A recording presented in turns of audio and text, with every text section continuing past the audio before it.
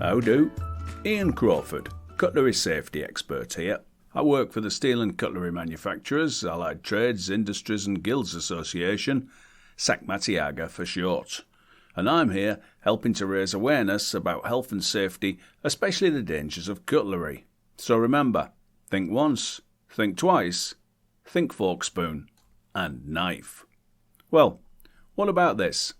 Since the last podcast recording, I have a very important update. You see, some of you may have gone away with the impression that I am a teaspoon murderer, because I left you last time with the understanding that I had murdered my cousin with a teaspoon back in 1984. Well, to be honest, I thought I was a murderer too, but I went to the police station and I confessed all.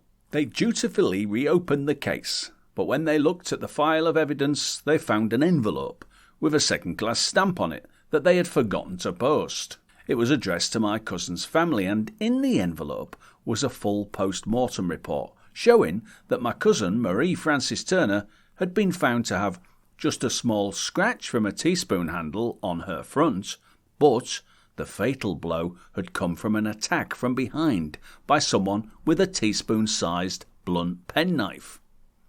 With the weight of my cousin falling on top of me and the bang to my head, I had blacked out, and when I came to, I'd assumed that I was the murderer, but far from it. I have been declared innocent and 100% in the clear. It turned out it was the serial seaside penknife killer and not me. Phew. So I'm not a teaspoon murderer after all. Brilliant. The police apologised for not remembering to post the letter, and they were very sorry if I'd lived a life of guilt and remorse over the murder I didn't commit. And they were sorry if, as a result, I had dedicated my life to cutlery safety. But, as they said, there was a silver lining. Apparently, they were able to steam off the unused stamp on the envelope and would be able to make good use of it. And interestingly, it had at least quadrupled in value since it was purchased in the 1980s. You may be wondering if this amazing news will reduce my obsession with spreading the message of cutlery safety, and that is a fair question. You see, this revelation has rocked my faith in the Holy Trinity, i.e. the fork, the spoon and the knife.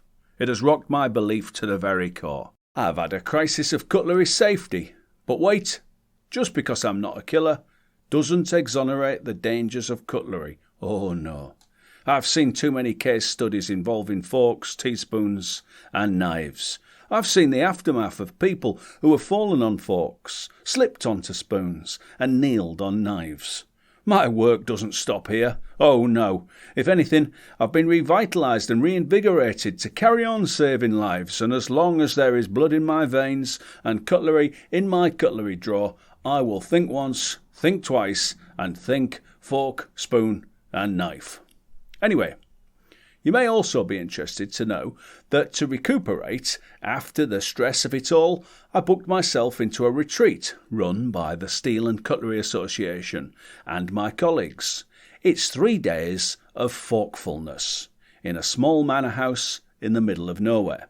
It gives anyone signing up a chance to take time to relax, meditate and get away from it all. And by concentrating on the fork and pondering on the prong, you really can unwind. Or as they say on the website, you can take time to focus on the tine. That's right, take time to focus on the tine. Take time to focus on the... Oh, sorry, I must have nodded off. It was a super experience. They take away your mobile phone and wallet at reception and give you a navy blue boiler suit to change into. After a quick tour, we were soon in the main hall, sat cross-legged on our yoga mats with a fork placed in front of us. I was immediately worried about the danger of falling forward into the prongs, so I reminded everyone there, don't be a clown, turn that fork down, thus minimising the likelihood of a prong-related injury. I decided it would be best if I told everyone my safety mantra from the front of the room, and I have to say I got some knowing nods of approval and support, and it seemed everyone, apart from our relaxation tutor, seemed to be impressed. And in fact, while I was there at the front, I reminded everyone to take care, save a life, stay safe with your knife, and that only a fool breaks the one-spoon rule. They seemed to appreciate it. So much so, I told them all a bit more. I told them about my work and background, as well as my recent confession and run-in with the law. They loved my gruesome story about my cousin, but by the time I had finished, we'd run out of time for the meditation session. I can't help thinking the chap running the session needed to meditate a bit more, because he, if anything, was getting all flustered and wound up, although on his way out he did at least say to me, "Thank you very much for taking up so much time." So, it's good to be appreciated. The evening meal was a simple affair. Soup for starters, roast vegetable lasagna, and apple crumble with custard for pudding. I think everyone on my table was grateful for my reminders and pointers in staying safe with cutlery during each course. I'm sorry to say that one gentleman on another table was not so careful. He dropped his spoon in his soup, and he covered everyone in a hot splash of tomato and basil. You might have thought they would have learnt a lesson, but would you believe it, a casual elbow on a dessert spoon from another diner on the same table topped it all off by covering them, the whole group, with a layer of golden custard. As they shuffled off to get cleaned up, they looked like a bunch of dejected decorators covered in splashes of red, yellow and goodness knows what.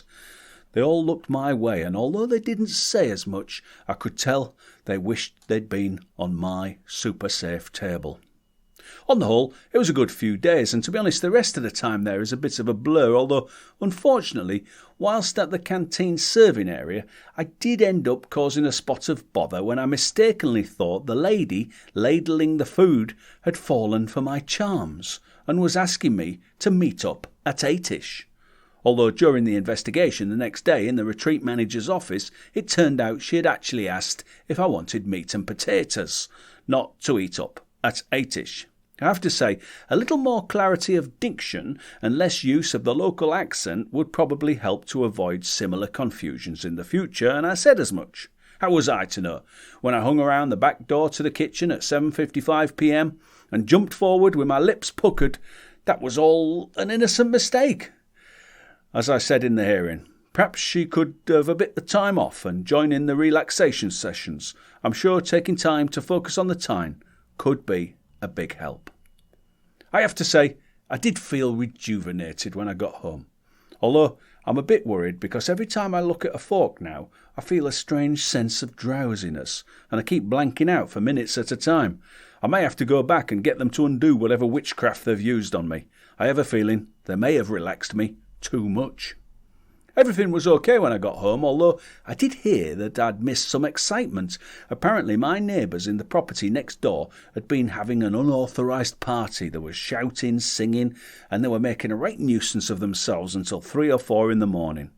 Anyway, the manager of the Sunnyvale care home has told me they have spoken to all of the residents involved and reassured all of us neighbours that it won't happen again.